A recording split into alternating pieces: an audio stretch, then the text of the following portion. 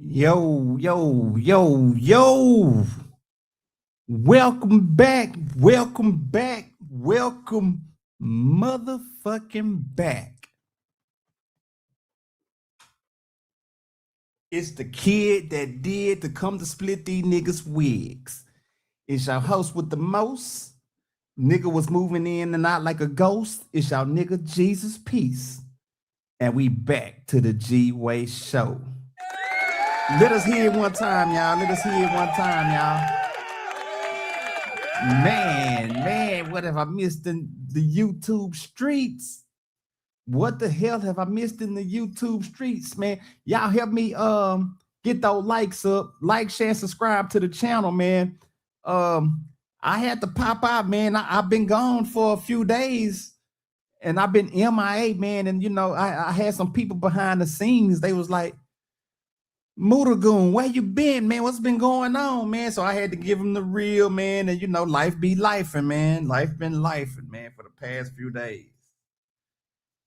But you know, and it's still lifing, but I'm here, man. I'm trying to come and get caught up from what we've been missing in the YouTube streets and here in the alleyway on the G-Way show, man. You know, I've been seeing a lot of little bullshit been going on, but I have not been able to drop any kind of commentary on anything or whatnot. So, yeah. What's been going on, YouTube? Y'all let us know what's going on, man. Shit, we on YouTube, we on Twitch, we on Kick, and we rocking and rolling right now, man. Shit. Y'all chime in with your boy, man. Shit, I don't know what the hell been going on, but we could take a stroll down the YouTube streets, man, and do our thugging like we do. I was talking to my cousin earlier, man. We was talking about wrestling earlier. You know, we some big wrestling fanatics.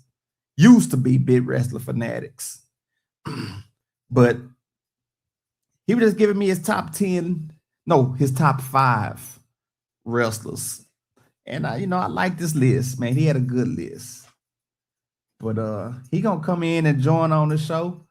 I don't know what my cousin J-Bo at, man. He might as well come in on the show too. He might be in the bushes with us right now and whatnot, but I don't know what's going on, man. But let's see, man. We're gonna take a stroll, man, because I've been missing a lot of shit going on. And for y'all that don't know, I am not talking about no 50 Cent versus T.I. I'm not. I gave some commentary on that right before I had to disappear for a few days. So I'm most definitely not getting into no 50 Cent versus T.I. I could care less about a beef like that. I really think that beef is some real fuckery. And I don't have time for the fuckery. Not that kind of fuckery anyway. I just think it's some bullshit. Now, 50 Cent drop a documentary on T.I. I'm most definitely gonna watch it. I'm gonna entertain it, and I'm most definitely gonna watch it just like everybody else, man. Why not? Why not? You know? But Crimson Line 9741, what it do, baby? What it do? I see you in the chat. Yeah, man, one of my comrades, man, there he is, man, loked out, choked out, man, shit, there he is. Crimson Line, man, salute to you, baby. You say you at the plantation, I feel you, man. I was getting whipped like Toby too the other day, man, so shit, I was able to get some free time and come on out and pop my shit on the show, man. I was like, man, I've been missing this shit. I damn near almost forgot. I damn near almost forgot how to use this shit. But you know what's up. What's up with your Crimson Line? Talk to your boy, man. You can hit the link if you want to, or shit. You can just type it in the chat, man. We rocking though. We rocking shit. I talked to Hog earlier. Shit, Hog finna make a play real quick, then he gonna come up. But I'm happy to be back in the mix, man. I feel like I done missed a whole lot. Can y'all dig it? But like I say, man, we gonna take a look to see what's going on the YouTube streets. And I know some stuff been going on, man, because I be tapped into a lot of stuff. And the biggest thing I do really allude to but never talk about is the war in Texas. I'm not gonna touch it. It's a lot going on. They even had some new information to come out yesterday.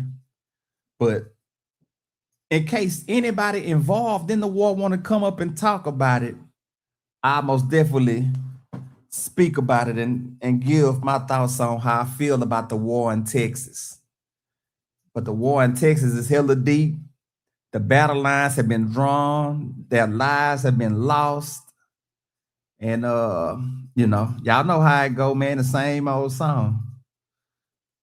Say I can't be on camera right now. It's all right. You ain't got to be on camera. You got your avatar up. You could have just hit the link. You ain't even have to be on camera, or you know, shit. I could had you on my cell phone. Actually, I could have Bluetooth you into the show if you didn't want to be on camera. It just, you know, however you want to do it. So however you want to roll, just let me know what you want to do. So, but yeah, man, I just want to stroll on YouTube, man. I don't even know what the hell been going on, man. I've been lost, man. I've been lost. So I'm gonna share my screen because I've been wanting to do this. And I ain't even been sharing my screen lately. I ain't even been sharing my screen, y'all.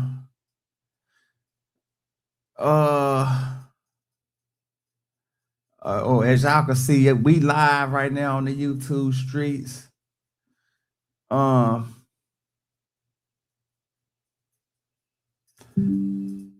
Let's see what's going on, man.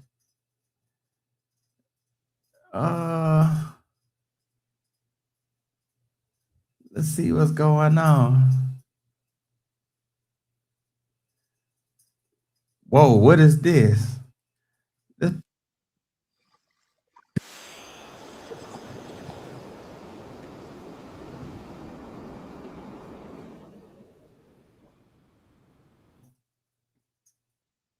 So this is Bum First, man. This is Bum First, man. You know, matter of fact, before I do all this, let me let me do something right quick. Okay, you say, well, that's cool. Yeah. Hold on. Give me 1 second. Let me pull this up right quick. All right, this is the fair use disclaimer. Copyright Act of 1976, fair use for purposes such as comment, news reporting, teaching, scholarship, and research. Fair use is in effect, y'all. Fair use is in effect for educational and entertainment purposes. Fair use is in effect. Oh, you say how to Bluetooth? Okay, let me take my disclaimer off. So, you know, when we drop the content, man, you know, we ain't trying to get struck out or whatever. But basically, how the YouTube work, man, I would just call you and then I'll just Bluetooth you from my phone and you will be on the audio mix into the show. So that's how that will work, Crimson Line.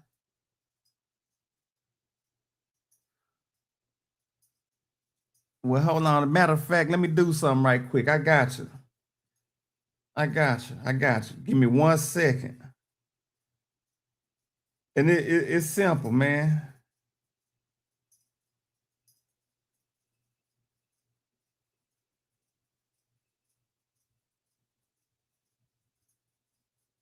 I got you right here.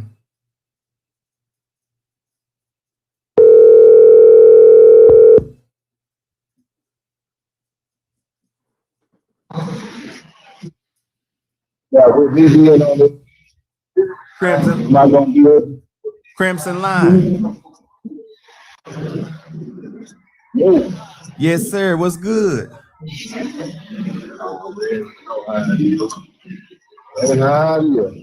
Shit, yeah, I ain't over there, man. What's the word? Yeah, making money. Oh yeah. Yeah, I got you on the show, man. We got you on the show. Got Kinfolk on the show, man. We got Crimson Line, man, out from the place. And I would just to take a look at this segment right quick. Reggie Wright Jr. says T.K. Kirkland always lived with men and he's clearly gay. You want me to call you back? You want me to drop you down? Can you hear me? I hear you. You got a lot of something on the background. Yeah, that's that damn. I feel you would get that. I don't want all this noise in the background like this. So I'll just be in the comments, but I'm watching. Okay. All right. All right. All right. All right, y'all. That my cuz, y'all. That was my cuz, man. He said he gonna be in the comments.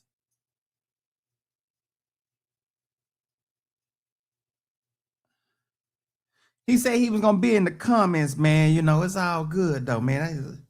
It's all good. It's all good. Matter of fact, let me make one more. Let me make one more call, man. Let me make one more call, man, before I even get this party started.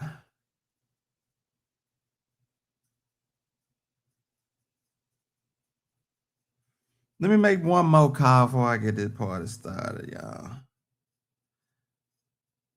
Well, I've been out the loop, man. I don't even know what's been going on, man. But we gonna catch up into the YouTube streets. But this had to be new.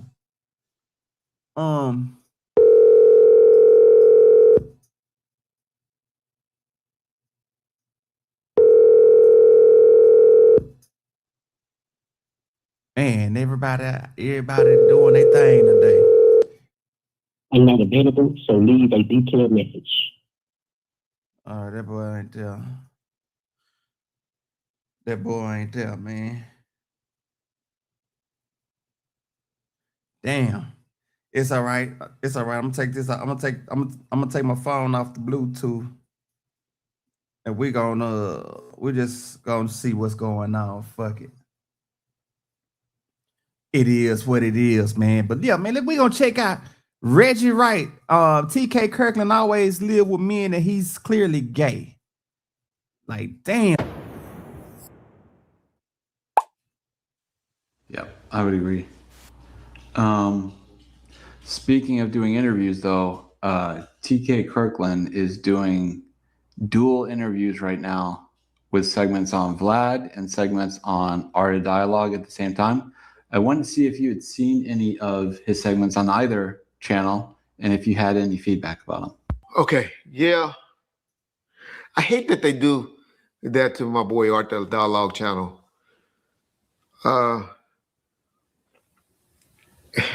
Unfortunately, when Art gets someone, either Cal Capone posts them up, Bomb First, Reggie Wright posts them up sometimes, or they do it to us most of the time. Y'all think it'd be us, but I hate that other channels do that to each other when you don't let a guest set, for 2 or 3 months after the air and run them at the same time. It happens to Art a lot. That's why I said his name first. Not saying he does it. I'm saying that other channels does it. But TK Kirkland is good. He's a go-to person for the Cat Wills, situation. Him or my boy, Faison are the go-to people because they be big on the YouTube. I got a dude I'm going to bring out sometime next month, Scruncho, Little Scruncho. That's my boy. We're going to get our schedules on the same track and going to have him come and do an interview with us because he got some great stories about TK Kirkland where he knocked TK Kirkland out. But y'all got to remember, I'm a TK Kirkland fan. I goes back to the days when he just started off TK in the mother house. He was already kind of big, but I used to run this club in Compton and make him remember with this dude, Greg. I was just doing security, but security, if y'all don't know anything about security runs everything pretty much. They just don't make as much money. But we ran this club called the Indigo Club in the Compton at the Ramada Hotel. Any baller from Compton know about those days back in the mid-90s. And TK, Anthony Johnson, AJ, but it was a dude named Greg. Even my girl, Lachelle, got her break there. Not her break, but she came through there a lot. Jamie Foxx. Everybody used to come through the Indigo Club in Compton. And TK was like the main guy that when everybody came, the crowd loved it. So I'm a TK Kirkland fan. TK speaks well. He's also positive, some totally positive shit right now, where he don't want to hit on any comedians or talk bad about anybody for some reason. He seems to think he knows every situation, knows about everybody. I guess y'all can say the same thing about Reggie Wright. But when you've been around for so long, you tend to see have ran into a lot of people that was coming up that they made it. And so that's what TK seemed to be. But I'm going to tell y'all something about TK. The reason why I think TK on some positive, have you ever heard of TK been in any relationships with any females? Ever? Any females? No, I'm stopping it for a minute because the interesting part about this shit, man, he say he a TK Kirkland fan, man, and he ran this club out there in Compton. You know, shout out to Compton, man. He low-key talking bad about TK Kirkland, though, man. Like, you ever seen it with a woman? Either he low-key talking bad about him or he's speaking his truth. Because Reggie will speak his truth in a minute, but Reggie is a piece of work, man. If y'all don't know who Reggie Wright Jr. is, y'all go do y'all homework on the whole Death Row saga, and y'all gonna find out everything y'all need to know about Reggie Wright Jr. But check him out, man. Check him out. Ever really talking about females too much? Okay. TK, we all say got blackballed for what? They said that he stole Eddie Murphy Rolex, right? His Rolex watch, and got banned. He also stole somebody's black card. He always talked about who he lived with. He lived with Von Zip, lived with this person, lived with that person. TK is a motherfucking homosexual, y'all. That's why. How the f do you get close to people like that to get to their black cards? Who does that? That's how you usually get got. But when you're laying up sleep, right? Get your watch and your jewelry. When you're laying up sleep with them. Yeah. That's my opinion on TK. And that's why I think TK's on this, don't want to talk bad about nobody, all of that. Because he's scared he's going to get exposed. Y'all heard it first from Reggie Wright. Listen to that. Yep. TK in the motherfucking house, though. Wow, man, that's some crazy work there, man. That's some crazy work. I would have expected to see this shit early this morning like this, man. I wasn't even expecting to see this, man. You know, that's crazy though, man. Reggie Wright Jr. is like a shadow player, man. He know a lot of shit being lurking in the shadows. He know everybody business and shit. You know, but you know, hey man, salute the bun first, man. Salute the bun first. Let's see what else is going on in the YouTube streets. Matter of fact, y'all know what else, man? You know, because this show is based on, the G-Way show is based on hip-hop, sports, and fashion, man, and whatever else in between. You know, we gonna go places where, you know, no other podcast or live stream show. We're gonna go places where no other show's gonna go, man. So, you know, we try to touch on everything. So last night also was the return of Jason Tatum for the Boston Celtics. And we're gonna take a look at that real quick, man, a little clip from ESPN. And we'll just find some highlights of what happened with Jason Tatum last night. They said he did pretty good for his return. So let's see on that, man. And y'all like, share, and subscribe to the channel, man. If y'all can, please like, share, and subscribe to the channel, man. Help us get the channel, get the likes up, man. Help us grow the channel. Don't be afraid, man. If y'all want to come in and even talk with us, man, shit, y'all can come on and talk, and we can all put our notes together, man, and it'll be a wonderful show, man. Anybody can come up. Anybody, all callers are welcome. So let's see this right here. If they got a clip of Planning to man, salute to that kid, man. His infamous return was last night, man. And 15 points, 12 rebounds, and 7 assists in his season debut, man. He had a torn ACL, man, and he almost missed the whole season of NBA basketball, man. But he made his return, man. And maybe this is what the Boston Celtics need for them to lift them up, man. Jason Tatum will come back. And he's back, man. He in full effect. So he can only get better over time, y'all. He can only get better over time, man. So that is huge. That is huge. Big salute to Jason Tatum, man.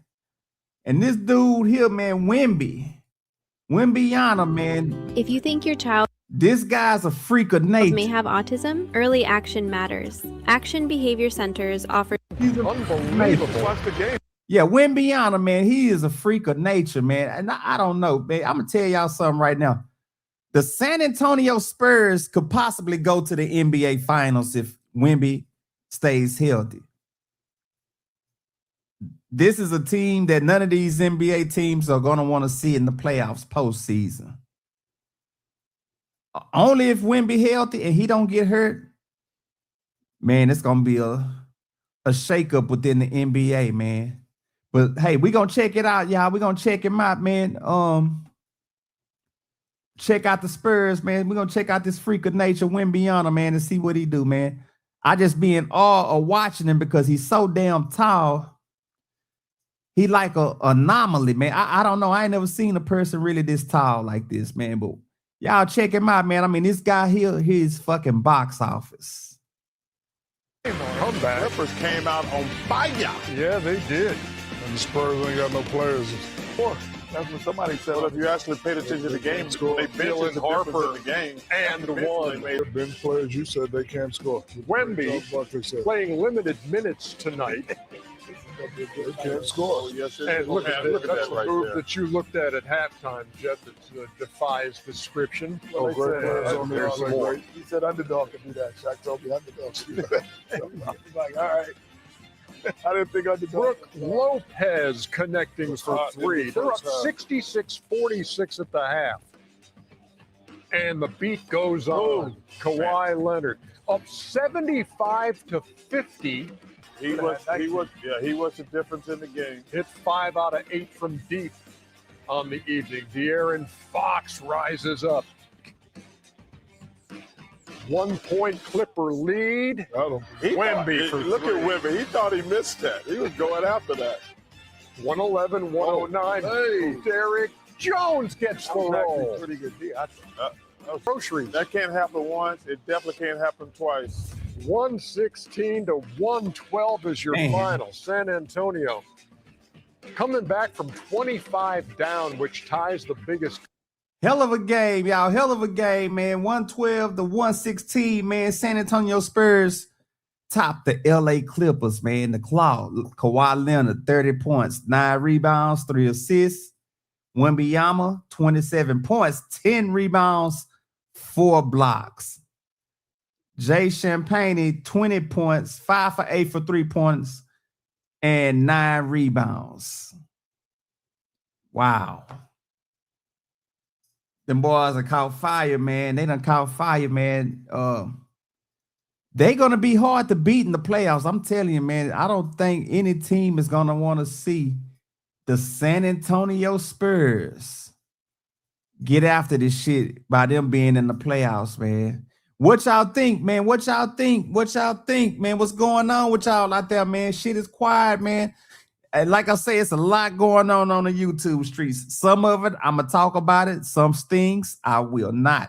And as y'all can see, my little tally to the right here, when I share my screen on YouTube, man, there's some things up there that y'all can see that I had been searching through and been listening to all night, man, because a lot of shit has been going on. And like I say, I'm not talking about it, especially yet, but I will eventually. I will speak on it, and you know, hey, it is what it is. So we just searching, man. We just looking through the YouTube streets, man. We just looking.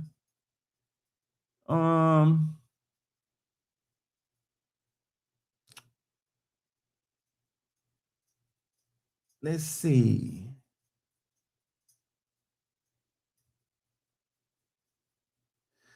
I thought this was interesting also, man. You know, like I tell you, I wasn't there. we big Tupac fans.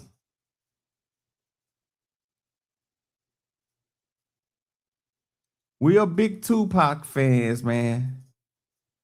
And the Tupac murder trial is about to come up. But this clip here, man, this is a murder rap. And I just wanted to hear a little piece of what Mob James had to say about Trayvon Lane. Now, they said, and I want y'all to follow this here. Hold on, let me get on with this part of it right here too. They said that they tried to, you know, when we hear the Tupac story, man, the narrative have changed so much over the years, man. We don't know what the fuck to believe anymore. You know what I'm saying? And they'll tell y'all, man, Tupac was doing this, Tupac was doing that. You know, he was this kind of person, he was that kind of person. He died like this, he died like that, man. He died on the way to the hospital. He was in the ambulance talking to me, man. It was so much shit. And M.O.B. James right here, man. He was one of the big dogs of Mob Piru.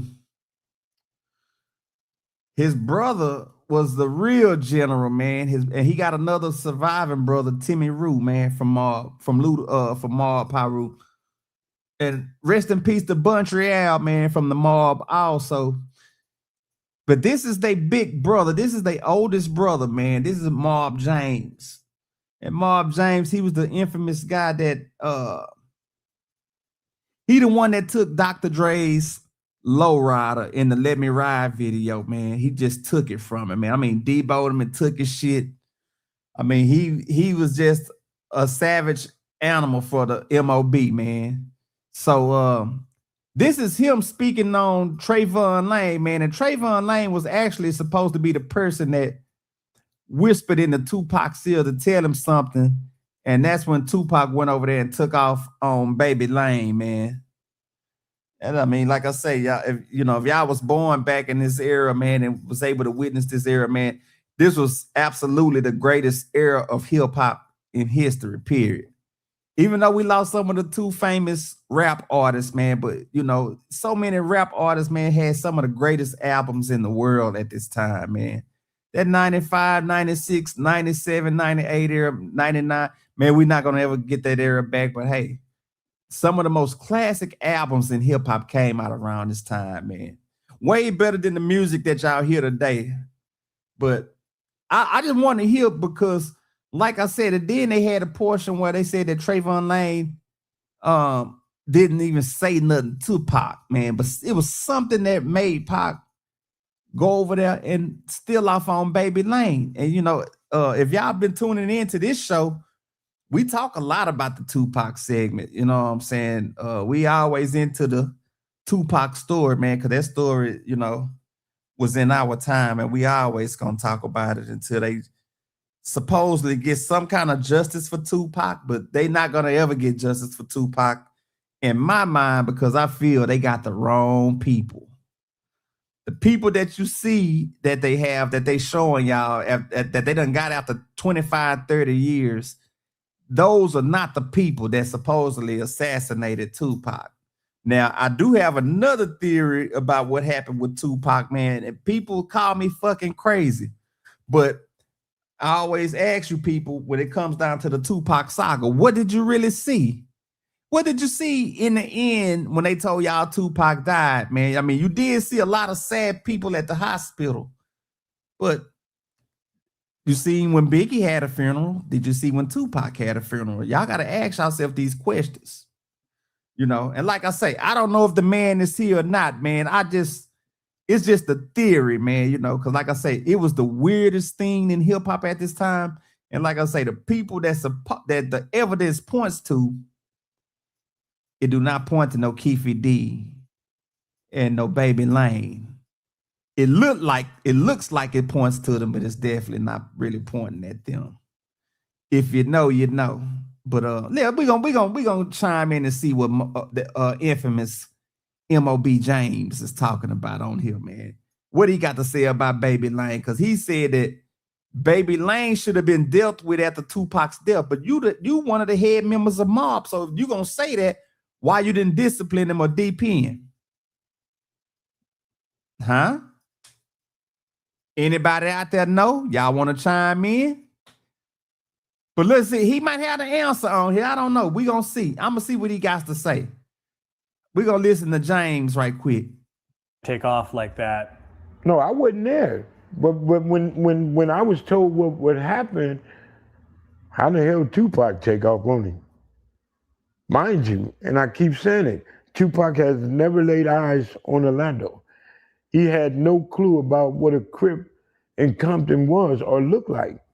And they try to kill that theory, even Trayvon.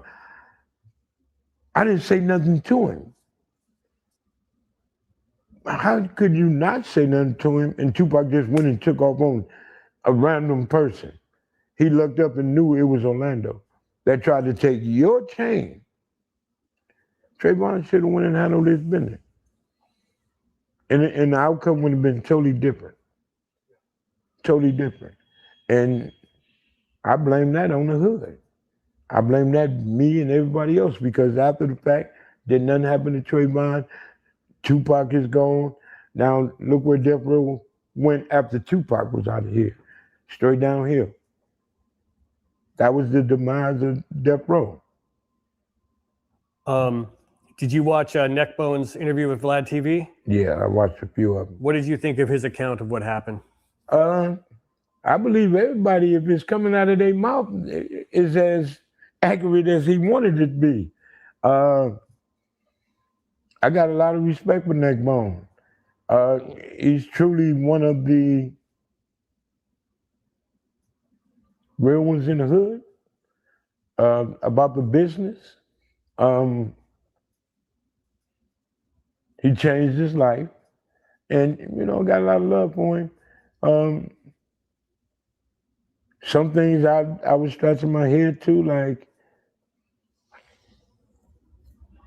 but oh well. Everybody has their I am not afraid. I was born Hold on, to y'all. do this. They point of views, what they recollect it to be or what it wasn't. So I can't debate it. I mean, I can't debate it. I can't go on my podcast and say, I don't remember that shit, or he right about that. I think he kept it a buck as much as he said, yeah. But see, Neckbone is one that he ain't finna give you just talk like that. He's never done that. You know, so he was careful. He blamed that incident with Pac kind of running off on Frank Alexander, the bodyguard, saying Frank should have been the one to grab him, and Frank was there to keep Tupac from himself. Frank Alexander did not know Tupac was going to go take off on somebody he don't know. Right. So he didn't know. Yo, can y'all hear me good? Can y'all hear me good? Put a 1 in the chat if y'all can hear me, man. Put a 1 in the chat if y'all can hear me. Anybody, please. Or give me a thumbs up in the chat.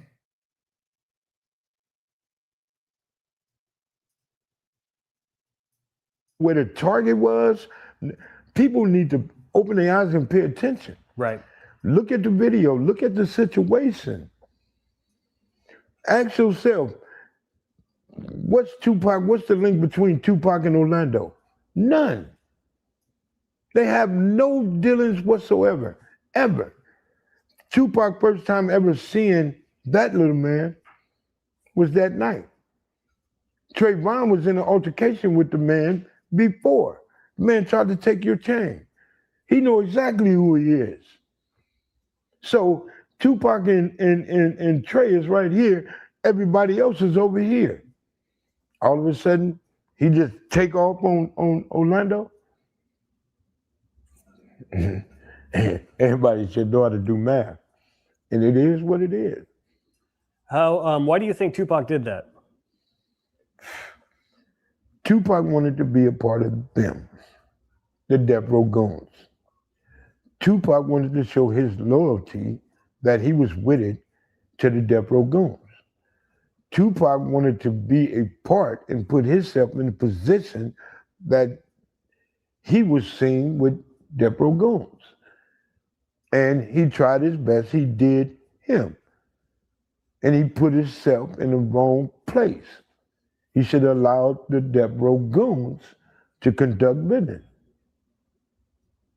You're an artist. Something happened to you, everybody ain't nobody getting a paycheck no more. If my theory wrong, ain't nobody getting no check no more. It's kind of hard for me to watch this and listen to this for what I know, but man, Mob James looks like he's a little sick or something's kind of off, man, about Mob, man. You know, I know he's an older gentleman. I know Mob probably got to be 60 now, but I don't know. Maybe it's just me. Maybe it's just me. But we gonna hear what Mob saying, man. We're gonna listen to a little bit of what Mob say on this. This is on the Murder Rap. They have a YouTube channel. Well, it was over. Do you remember the day that Orlando Anderson died? Yeah. Walk me through what you remember about that day or about his murder, which he instigated. I think my daughter mama called me and told me. And it was something like, you don't have to worry about Orlando no more. Why the fuck am I worried about Orlando? I ain't worried about Orlando. Well, he got killed doing his thing. What did he do best? Somebody owed him some money. He owed somebody some money. He linked up with cats just like him, a gunner, and they went at it and they lost their lives. It wasn't nothing for me, this street shit. So it didn't bother me. It didn't irritate me. It didn't make me happy or sad. It's like, damn, for real? It's coming. The Stones, the corner pocket Crips that he got into it with, Jerry and their uncle and nephew. Did you know anything about their reputation? They was with it. You don't have to be a Piru to be gangster. It was some real cats in Compton that conduct business. And whether you was a D-boy, whether you was a robber, if you was in that line of work doing your thing, you was about the business. And those cats were about the business. And it's unfortunate that if I don't give a fuck and you don't give a fuck and we cross paths, somebody gonna die. Right. In our world, part of life. So with an unstoppable force meets an immovable object. Shit gonna happen. Shit gonna happen. And it did. Orlando was definitely one of the youngest, but looked upon as a rider. For real, I'll take your life, I'm woo-woo. That sounds crazy to say, I'm gonna give him his props, but. And y'all think Tupac didn't know that guy? He knew right who in the hell to fucking go to. You know what I'm saying? Y'all follow me. Y'all follow me. Y'all know. Y'all know what it is, man. Y'all know what it is. I lived that life. I knew exactly the lifestyle he was living. I came down him for it. Now I'm a hypocrite if I do that. But looking at it from that perspective, he was a rider. Looking at it on the other side of the fence, like I see it now, we were stupid. And we was taking life for nothing. And he met his demise. living the way he was looking for. And then his good friend Lil Al Duro got 3 life sentences for it. Like I said, we all pay a price. We all pay a price. Some of the other Crips that were, allegedly involved in Tupac's murder, of course, Keefe said all the stuff he said. He originally claimed Orlando Anderson is the one that pulled the trigger. It was Orlando's payback to get that night. But he has also said that, these guys, Terrence Brown and DeAndre Smith, were in the car. I think everybody that was in that car is dead. They are. And that's why Keefe D went on the rant he did. Because all these guys, he the only one left. So, the one that was sitting behind the driver, DeAndre Smith, the big guy, he chose not to get the gun and do whatever. I gave it to Dre, and Dre was like, no. And Lane's like, give it to Bobby, too. So Orlando shot across Dre? Bobby, too. Y'all look at this diaphragm right here. Look at this diaphragm right here. Now look how they got it. Red dots for Bloods, blue dots for the Crips, right? This is Orlando in the back passenger seat. In the back of his uncle, you got the guy named Bubble Up T Brown right here, and Big Drake right here, right? They said when the arm came out the window, a big black fat kind of thick arm came out the window and shot at Pac and Suge, right? This guy ain't nothing but 149 pounds soaking with Baby Lane. Ain't no way in hell they talking about him as being the shooter, right? So y'all just let that sink in and marinate to y'all.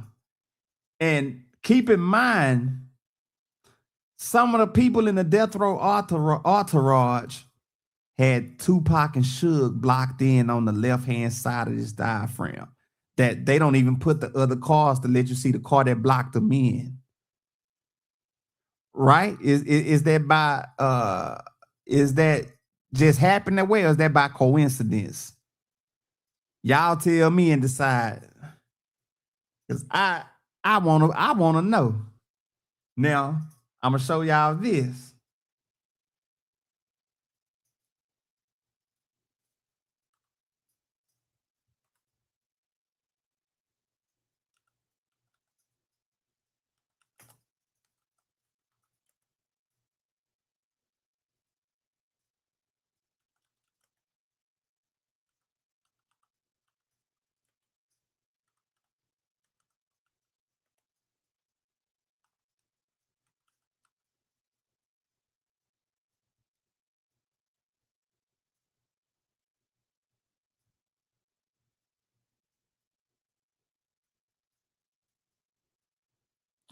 Oh, this is a good one. I want y'all to hear this.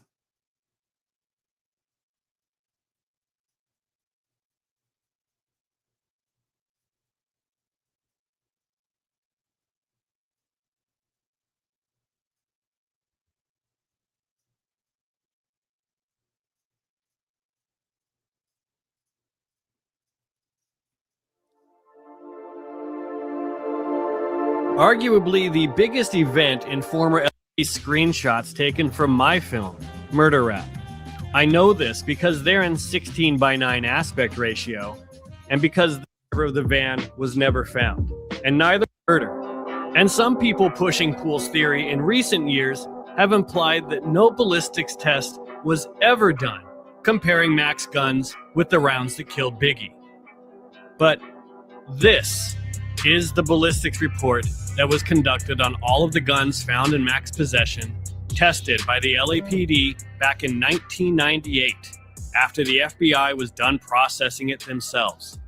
And you can see it's being compared to evidence from case number 97-07-11963. That's the case number for Biggie's murder. And this shows that none of Mac's firearms were a match for the bullets that killed Biggie. $2,600 in cash was recovered from a chest of drawers in Mac's house, and receipts totaling $18,000 were also found, all for cash payments for leather furniture, car stereo equipment, home remodeling, and loan payments, plus another $3,500 paid for the purchase of a Chevy Blazer, and another $8,000 deposited into Mac's personal checking account the day of the robbery. All of these transactions were made in the weeks since the bank robbery, so police assumed those cash and receipts were from the robbery. But the remaining $689,000 was never recovered. Detectives even searched inside the walls of Mac's house using radar and a special money-sniffing dog with no success. Upon his arrest, David Mack told detectives to take your best shot. And they did. He was indicted for conspiracy to commit bank robbery, armed bank robbery, and using and carrying firearms during a crime of violence, and sentenced to 14 years and 3 months in prison. And he did his time, and he was released in 2010. His so-called girlfriend/accomplice pleaded guilty and got 2.5 years.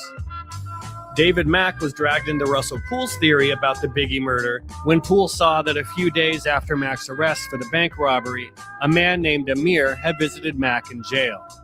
And Amir was one of 5 first names given as Biggie's possible killer by a schizophrenic jailhouse informant and convicted murderer named Michael Robinson months earlier, who knew literally nothing about the case.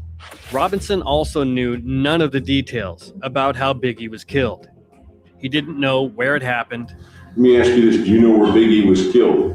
No, I said I don't read, none of that type of stuff. He didn't know how it happened. I heard somebody just walk by and shot him in his truck 5 or 6 times through the door. Whoa. What's that? I just built a budgeting app in Base 44. Guys, In reality, David Mack and Amir Muhammad had been college friends at the University of Oregon, where Mack had been a major track star and a pack of Biggie Estate's attorneys who were suing the city of Oregon.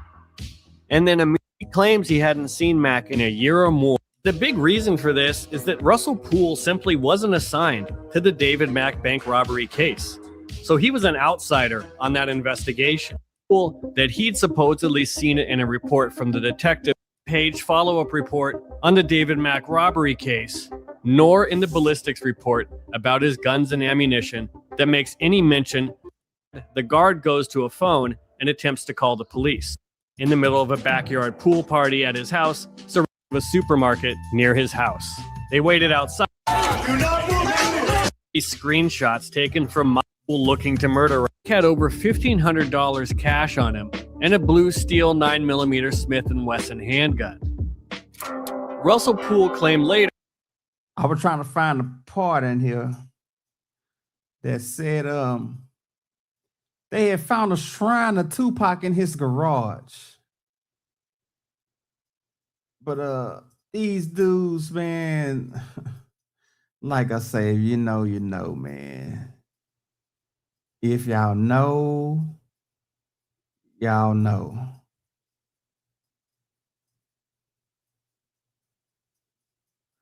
So it's been a lot of little bullshit in this case, man.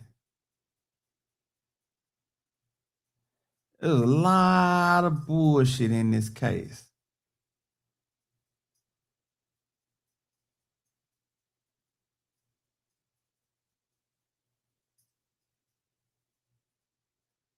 Let's see something. Yes. Officer Perez, he was friends with Suge. I've seen him up there several times, and he was friends with Suge. I seen him in uniform and out of uniform. And when he out of uniform, he try to look like he cool and shit.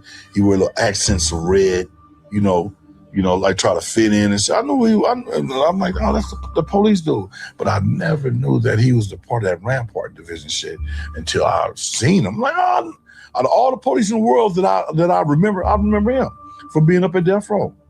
And then there was another one, the one that they said killed Biggie, right? Black dude. He used to be up there too. I don't know if he did this, but the one that they had on the news, he was there a lot. Okay.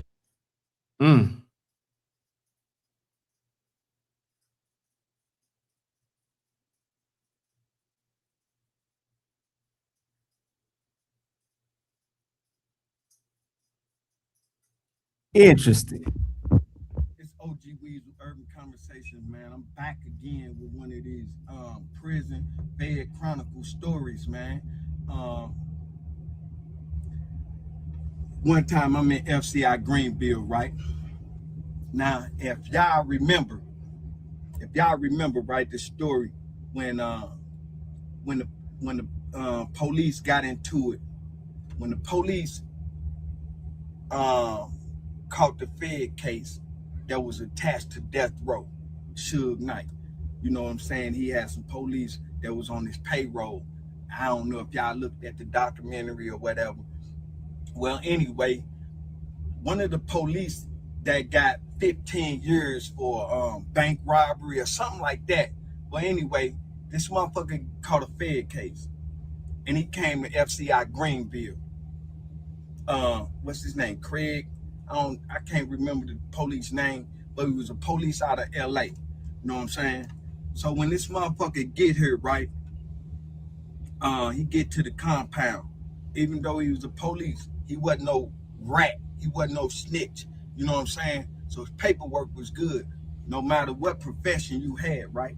And he was a black guy. So let me reiterate that. So as the police dude catch the Fed case, he got 15 years, 12 to 15 years, something like that. I wasn't all the way in tune with it, but I was a part of this situation. That's why I'm talking to you about it. So when the police dude come to the jail, right? And once he hit the yard, all the 18th Street Mexicans, it was a gang of them. All the 18th Street Mexicans had a problem with this motherfucking police. You know what I'm saying? Him being from LA, them being from LA. So this was the issue with it. While he was a police in LA, he was free casing, giving these 18th Street Mexicans all these free cases, putting all these cases on these motherfucking Mexicans. You know what I'm saying? So when he get there, few of the Mexicans there that this motherfucker free case. So the Mexicans mad as a motherfucker about this shit. So when the administration get word that this dude David Craig or whatever his name is, when administration got word that the Mexicans got an issue with him, they go to his cell, go to his jail unit, the unit he was in, put handcuffs on him. I wanted to see what he was gonna. I wanted him to finish that shit to see what he was gonna say, man. That's crazy. They don't got no full interview of this, but I think I heard this before. I think I heard this. I think I heard this shit before. It's OG Weezy Urban Conversations, man. I'm back again. OG Weezy. Hold on, man. Oh, here OG Weezy right here. You know what I'm saying? Him being from LA, they go to his cell, go to his jail unit, the unit he was in, put handcuffs on him and put him in the SHU. Special housing unit. That's the SHU. It's called the hole. So they lock him up and put him in the hole, right? And then in Greenville, FCI, Federal Correctional Institution, at the Medium, they had a program set up called the Tough Man. If you go to the hole and you got some issues with a group of guys, or some people drop a note on you talking about your life is in danger, they will give you a sheet of paper which would symbolize a Tough Man contract. The Tough Man contract, if you sign this Tough Man contract, that means you can come back to the yard and the jail not liable for anything that happened to you. You know what I'm saying? Because they got you out the way in a timely fashion. So when you ask for the Tough Man contract and you sign it, they'll let you back out on the yard. And anything that happened to you is on you. You know what I'm saying? They not liable for this. You know what I'm saying? So when the administration found out that this dude, Craig, had issues with the Mexicans, the Mexicans had issues with him. You know what I'm saying? Because with him being the police, a known police, there's a lot of dudes wasn't even fucking with him. You know what I'm saying? Just because he was a police. Nigga, you was a police on the streets, nigga. You know what I'm saying? So motherfuckers didn't respect it. But on this case, the nigga didn't tell on this case. So what the fuck? You can't run no nigga off the yard. Now, if you had an issue with him doing his job on the streets and y'all had confrontations like the Mexicans, then it'd be a different issue. You know what I'm saying? Because if a police came in and he was part of helping lock me up, you best believe that I'ma flex my motherfucking muscle on him. You know what I'm saying? That's just how that go in the prison system. So after dude David Craig or whatever his name is signed the motherfucking tough man, the police that was attached to Suge Knight, you know what I'm saying, that was security for Suge Knight and for Tupac and all of that, dude come to the compound. Then when the Mexicans, somebody dropped a note on him, the administration locked him up, then he signed a tough man. He goes back to the yard. Even though he come back to the yard, the Mexicans whispering, they mad, they this and that, they want to get him. But they cannot put their motherfucking hands on him. You know why? Because he motherfucking black. That's why. All else fails, nigga. They don't give a fuck, nigga. They could not put their motherfucking hands on him. So what they had to do is they had to come to all the blacks. Right? This fell on my desk. I only been in a couple years at this time, but I'm so solidified and so motherfucking thorough with this motherfucking prison shit. You know what I'm saying? My motherfucking prison status jumping up because I'm a rider. I'm gonna push the motherfucking line. You know what I'm saying? So a lot of shit fell on my desk. You know what I'm saying? So when the Mexicans come to the blacks and say, man, this motherfucking dude, man, was in Cali. He was free casing us, putting guns on us, putting drugs on us, taking our money, man, beating us up, locking us up, man, and free casing us and this and that.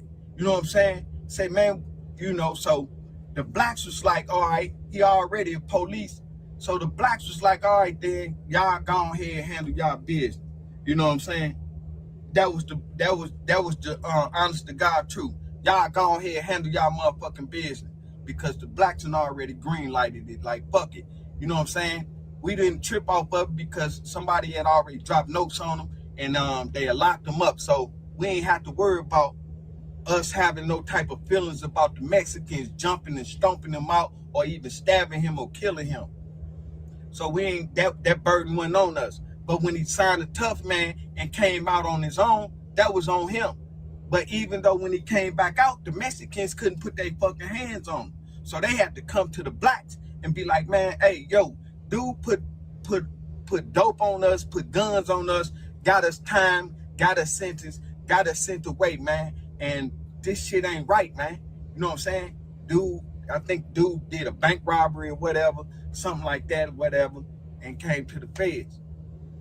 So the blacks green lighted it like, y'all go ahead and handle y'all business. I think they put a few stipulations on it like don't stab them or something. You know what I'm saying? And so dude used to always go to the weight pile and shit like that. So when dude go to the weight pile, going to work out and shit, I'm coming out the motherfucking, now I'm gonna tell you how organized this shit is. I'm coming outside to go work out. I make it to the fucking outside rec door to go into the gym. Man, the Mexicans chasing this motherfucking dude all around the motherfucking gym, stomping him. This nigga, man, it's about 20 Mexicans on this motherfucker beating his ass. He fighting back, they throwing down. So the blacks and the few blacks that didn't know about the motherfucking green light being put on him, some of the blacks wanted to get involved in it, but they had a multitude of black guys around like, nah, stay out of that. Stay out of that. You know what I'm saying? That's already been sanctioned. That's already been green lighted. Y'all stay out of that. You know what I'm saying? So when they go to beat the motherfucking black dude ass in this motherfucker, they going to beat his motherfucking ass. They beating his ass all through the soccer net. You know what I'm saying? They was out there playing soccer, so I guess he come out there to work out, and they was just like, fuck it. So we got a Mexican guard, man, that worked in FCI Greenfield, which the Mexicans was close. Even though that these motherfuckers want to guard and the rest of them inmates and convicts. Now this guy, he talking about David Mack getting beat up on the rec yard, man, after he got caught and they sentenced him for the bank robbery in LA at the Bank of America and shit. You know, he's one of the people that set up the Tupac and Biggie unaliving. We'll just say that. But he telling the story now about him getting beat up in prison. Nigga, they were still in cahoots because that Spanish motherfucking pride is something else. And I just want to let y'all know this. You know what I'm saying? When I come through the door and they fighting the dude and I know what they doing because I already got the heads up that they was going to smash the gas on the dude. So I just get out the way, let them handle their business doing all of that shit, right? They kicking his ass all through the soccer net. You know what I'm saying? So when they doing that, I heard the motherfucking guard, the motherfucking Spanish rec officer say something in Spanish to the rest of the Spanish guys, like, I'm finna hit the deuces. Y'all wrap that shit up. You know what I'm saying? He told him something in Spanish like, all right, that's enough. You know what I'm saying? So when the dude said something to them in Spanish, they look up and kept on beating his ass. And when the Spanish dude said something, they let up off of him, and the dude got on out of there. And the guards came, lieutenant them came, locked dude up. I ain't see no more behind that. I think the dude's named David Mack or something like that. But the Mexicans beat his motherfucking ass in FCI Greenfield. You know what I'm saying? And that's all I knew about that situation, man. That was just one of them, one of the motherfucking horrific stories that can happen to you in the feds, man. You know what I'm saying? So you gotta be careful of what you're doing, no matter what profession you in. Because if you land in that motherfucking federal system and you ain't got people fucked up, that's what's gonna happen to you, man. If you like what I'm doing, man, hit that like button, like and subscribe, man. Salute to Urban Conversations, man. Salute to Urban Conversations. Yeah, man, he was talking about David Mack getting his ass whooped, man. David Mack, man, you had to, it was a hell of a price you had to pay off in that goddamn penitentiary. David Mack, you had to pay the price off in that motherfucking penitentiary. Yeah, man. Yeah, man. Yeah, man. Yeah, man. Damn good show, man. I'm going to give y'all an hour, man. I might pop back out later on tonight, man, because I owe y'all, man. I'm sorry I missed so many days, man. I had a family emergency I had to attend to, man. I'm still really having to attend to it, but it's all good, man. I'm going to make it work anyway, man. I'm going to make it work. So, yeah, most definitely, man. I'm going to come back probably later on tonight sometime, man, and I'm gonna cruise through the YouTube streets with throughout the day, man, to see what's going on, man, so I can bring y'all some more content, man, because I done missed a lot, y'all. I ain't gonna lie to you. I could kind of tell I missed a lot, and there's some other shit going on, and so I'm gonna get off of here for a little while. I'm gonna go get my hair cut, and I'm gonna come back, you know, try to get freshened up or whatever. Then I'm gonna go and make a run later on, and once I get back after making the run, man, I'm gonna most definitely come back and try to bring y'all some more content, man. I'm just glad to give y'all some kind of show today, man.